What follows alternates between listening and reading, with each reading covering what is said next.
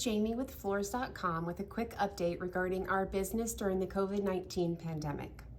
Thankfully, the nature of our business is set up to be able to service you very well under these conditions.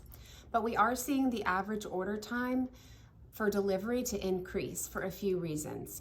Some of our partners in distribution have very high absence rates due to COVID, and some are also limiting the number of employees that are allowed to work a shift for their safety.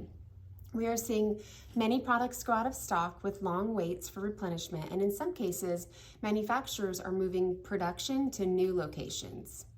Also, we are processing more orders during this time, especially in the sample department, as more people are shopping online from the safety of their home.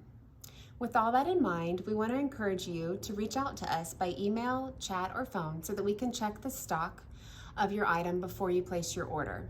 We also want to ask that you plan for your materials to arrive in 2 to 3 weeks. We'll celebrate together if it gets there faster, but it's best to allow for that amount of time.